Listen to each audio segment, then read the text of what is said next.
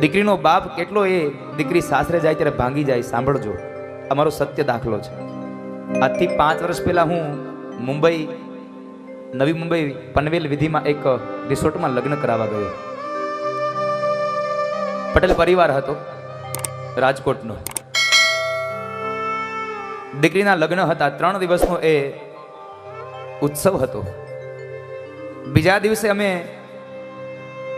સાંજના સમયે દીકરીનો એ ચોરીનો મંડપ તૈયાર થતો હતો. એટલે હું ઊભો તો, મારા દીકરીનો બાપ એ યજમાન ઊભા હતા, 25 જણા ઊભા હતા. એટલે અમે વાતો કરતા હતા. એટલે મેં એને સહજતાથી જરા વાત કરી દીધી કે ભાઈ, આવતીકાલ સવારમાં તમે નાસ્તો ન કરી લેતા, કાલે તમારે દીકરીનું દાન દેવાનું છે, એટલે તમારે ઉપવાસ કરવાનો છે. ત્યારે દીકરીનો બાપ એમ કહે છે, દાદા કાલથી મારે રોજ ઉપવાસ છે એક ટાઈમનો. એટલે હું એની વાત ન સમજી શક્યો. એટલે મેં એને પ્રશ્ન કર્યો, ભાઈ કેમ, કાલથી તમારા કોઈ વ્રત ઉપવાસ ચાલુ થાય છે? અને ત્યારે એ દીકરીનો બાપ એમ કહે છે, નહીં દાદા, મારે કોઈ વ્રત ઉપવાસ ચાલુ ન થતા, પણ કાલે મારી દીકરી સાસરે વહી જશો ને એટલે મને એક ટાઈમ જમવું નહીં ભાવે. હવે મારી દીકરી સાસરે જતી રહેશે, મારો હૈયાનો હાર જતો રહેશે. જે બાપનો માં મરી ગઈ હોય, પણ એ બાપને ઘરમાં દીકરી હોય ને, તો માં મરી ગઈ છે એવી અનુભૂતિ ક્યારેય દીકરી ન થવા દે. કારણ જેટલું ધ્યાન એ બાપનું એની માં રાખે, એનાથી સવાયું ધ્યાન એની દીકરી રાખતી હોય મારા બાપનું. સમયાંતરે બાપની બધી સંભાળ રાખવાની જો કોઈ જાણકારી હોય, કોઈ દીકરી હોય સાહેબ, એક એક વાતનું ધ્યાન એ દીકરી રાખતી હોય મારા બાપનું. એટલે મને કહેવું ગમે છે સાહેબ, દીકરી મારી લાડકવાઈ, લક્ષ્મીનો અવતાર. એ સુવે તો રાત પડે ને જાગે તો સવાર. દીકરી મારી લાડકવાઈ, લક્ષ્મીનો અવતાર. એ સુવે તો રાત પડે ને જાગે તો સવાર. દીકરી મારી લાડકવાઈ હો, ઢીંગલા સાથે રમતી ઢીંગલી જેવું મારું બા. રમતા થાકી ભૂખ લાગે તો ખીર રાંધું તૈયાર. દીકરી તારા રૂપમાં લાગે માડીનો અણસાર. દીકરી મારી લાડકવાઈ, લક્ષ્મીનો અવતાર. એ સુવે તો રાત પડે ને જાગે તો સવાર. રારારો રારા રારારો રારારો રારારો રારારા. દીકરી વિદાયનો પ્રસંગ સાહેબ ખૂબ ગહન છે. જેટલા પણ આપણા કુરિવાજો છે એ કુરિવાજોનો નાશ કરજો બાપ, આવી ભાગવતની ગાથાઓને સાંભળીને.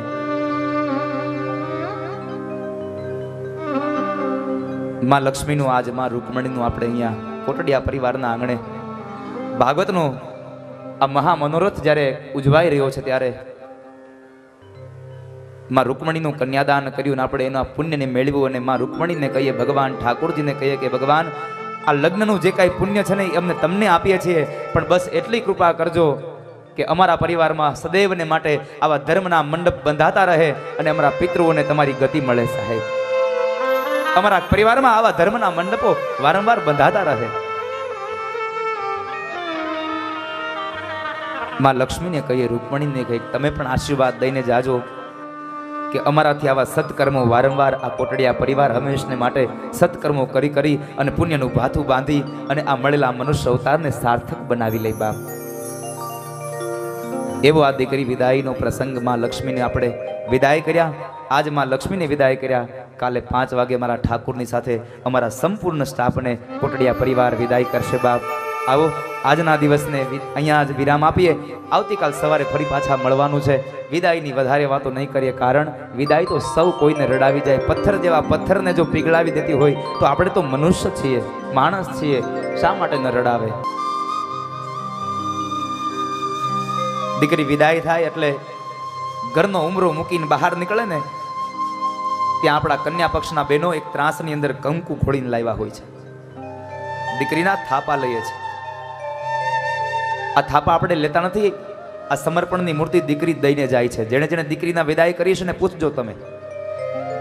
આ થાપા આપણે લેતા નથી. આ દીકરી થાપા દઈને જાય છે.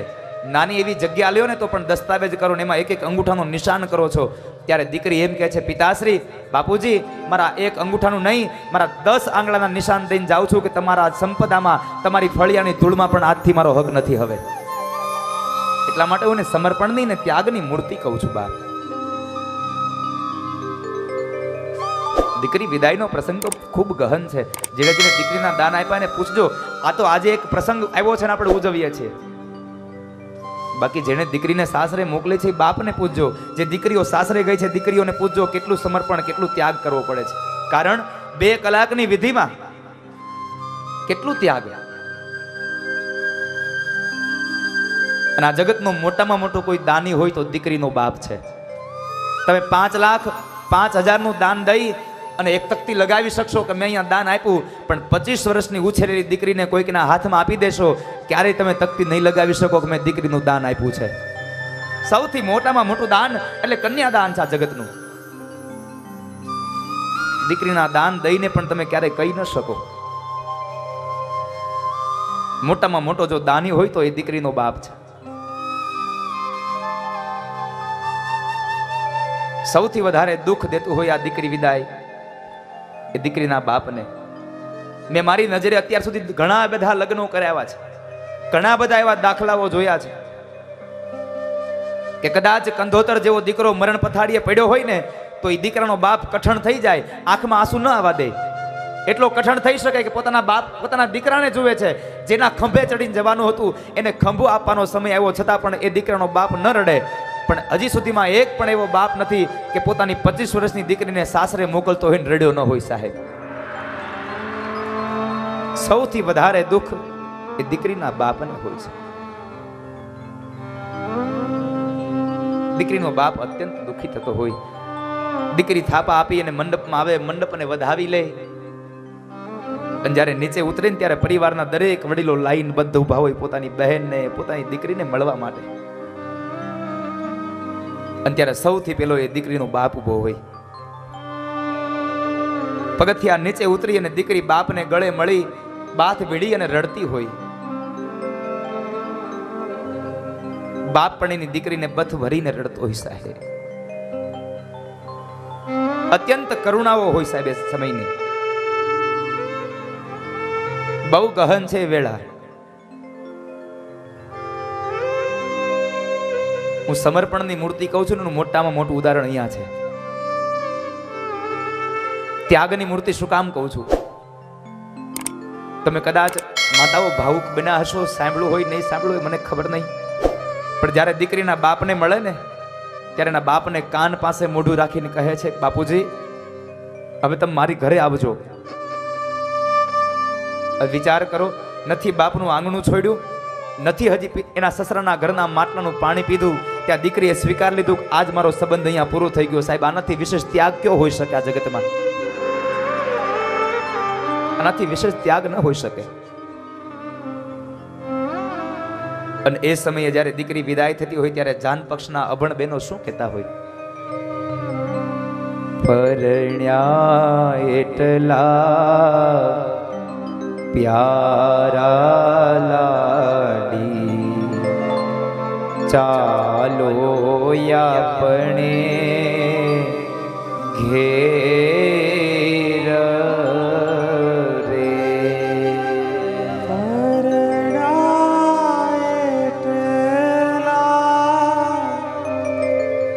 પ્યારા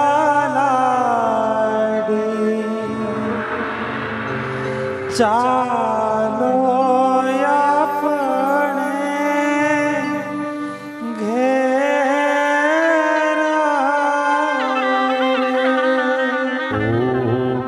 ઉભાર્યો તો માંગુ મારા